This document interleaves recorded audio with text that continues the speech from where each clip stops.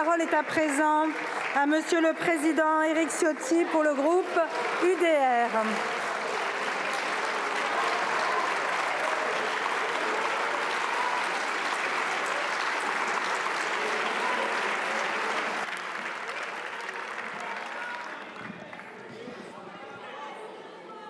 Madame la Présidente, Monsieur le Premier ministre, mes chers collègues. Hier soir, Monsieur le Premier ministre, vous avez dit aux Français « Ce n'est pas un vote pour ou contre Michel Barnier, mais un vote sur un texte ». Nous sommes d'accord, Monsieur le Premier ministre. C'est un vote sur un texte qui va nous guider. C'est un vote, hélas, sur un mauvais budget. Un mauvais budget, un budget socialiste même. Je vous l'avais dit lorsque vous avez prononcé votre déclaration de politique générale. C'est pour protéger les Français, protéger nos entreprises et protéger notre économie que nous refusons ce budget. Il y a 6 mois, mes chers collègues, lorsque je présidais encore les Républicains, nous avions fixé ensemble 3 lignes rouges avec beaucoup de vos ministres, notamment Bruno Retailleau, mais aussi Laurent Wauquiez.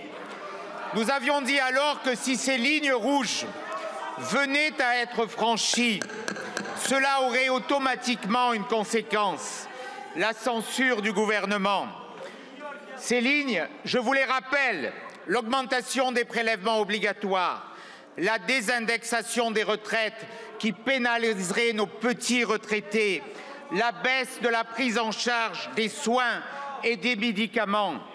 Monsieur le Premier ministre, votre budget a allègrement franchi ces lignes rouges. C'est donc en cohérence que nous voterons la censure.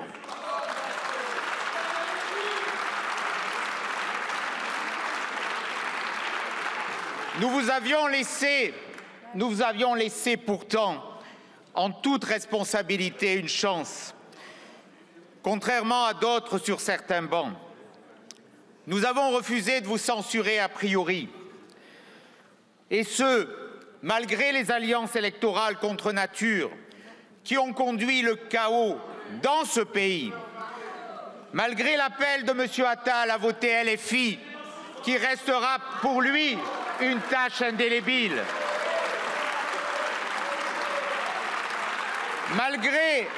Malgré l'appel de M. Bertrand à voter LFI.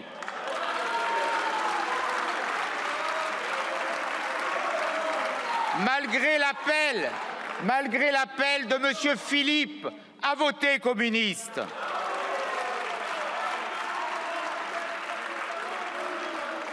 Malgré l'accord de la honte au second tour des élections législatives entre la Macronie, une partie des Républicains et entre l'extrême gauche des Insoumis.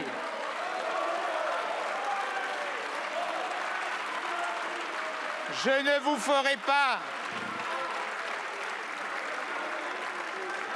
vous ferai pas l'injure de citer les adversaires insoumis ou écologistes qui se sont désistés pour la plupart d'entre vous.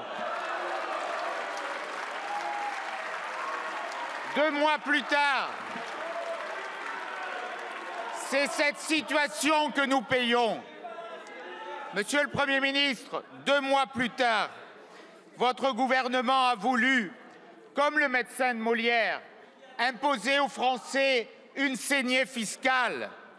Mais vous n'avez pas soigné la France, vous avez aggravé son mal.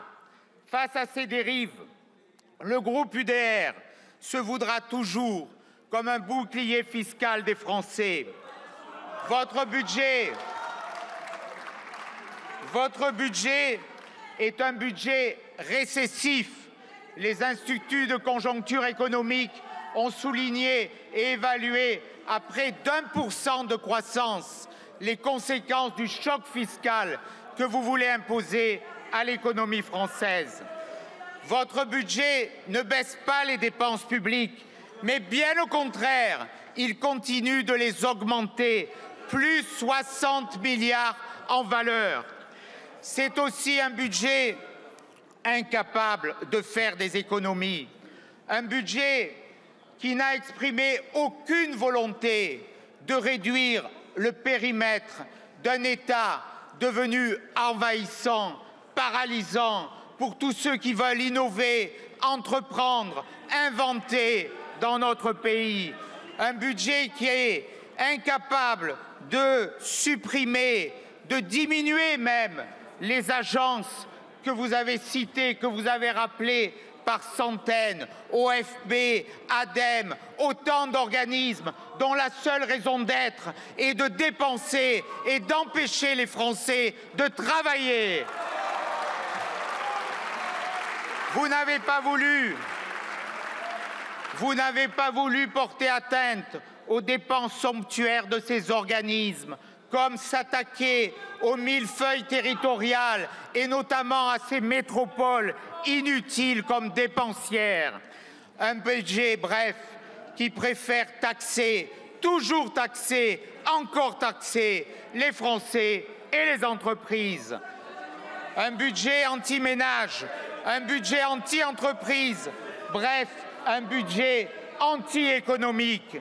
Un budget allant encore plus loin dans l'augmentation des impôts que celui présenté par les gouvernements de François Hollande. Un budget qui refuse de s'attaquer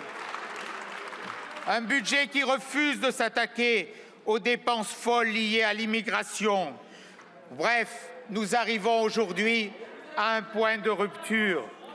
Nous ne pouvons plus vous laisser menacer l'économie française de faillite définitive. Votre texte fait peser sur la France une sortie de l'histoire par la petite porte. La censure va éviter aux Français un choc fiscal qui provoquerait une récession inédite. Nous préserverons ainsi les Français des fléaux inscrits dans ce PLFSS et dans ce PLF. Les 40 milliards d'impôts, oui, 40 milliards d'impôts supplémentaires.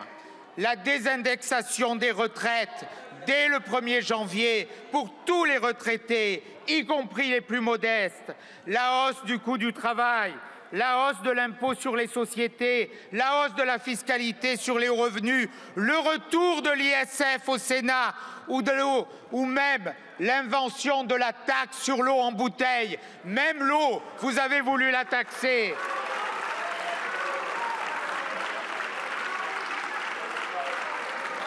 Le malus sur les petits véhicules, les Renault Dacia, les 208, tout ça, ce n'est pas des véhicules de luxe, ce sont les véhicules des Français qui travaillent et qui en ont besoin pour se déplacer au quotidien.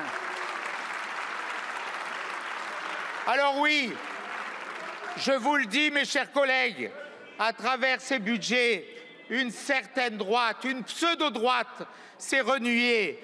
Comment un gouvernement prétendument de droite a-t-il pu refuser de corriger les dérives insupportables de l'AME réservées aux clandestins, tout en baissant le remboursement des médicaments pour les Français qui paient leurs cotisations? Comment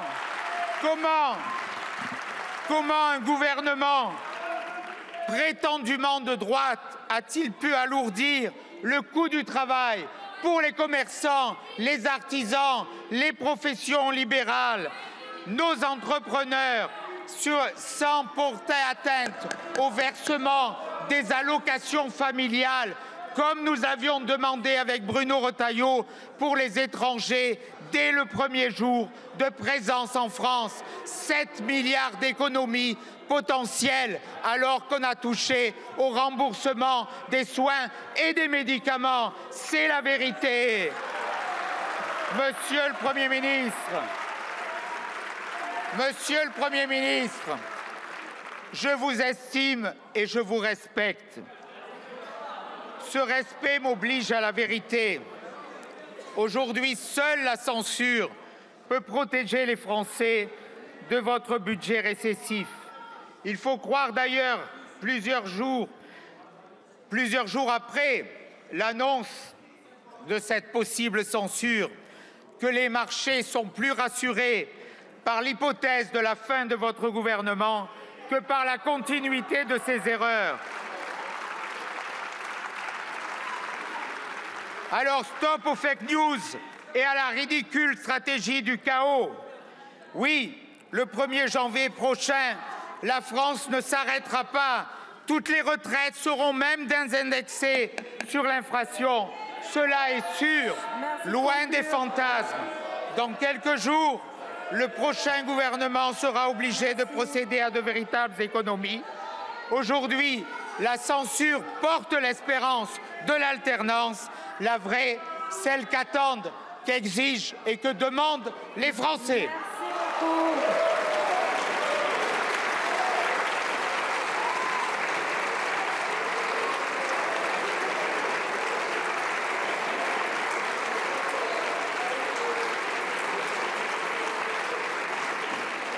La parole est à présent